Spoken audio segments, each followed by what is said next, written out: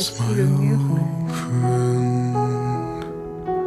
I've come to talk with you again, because a vision softly creeping left its scenes while I was sleeping, and the vision that was planted in my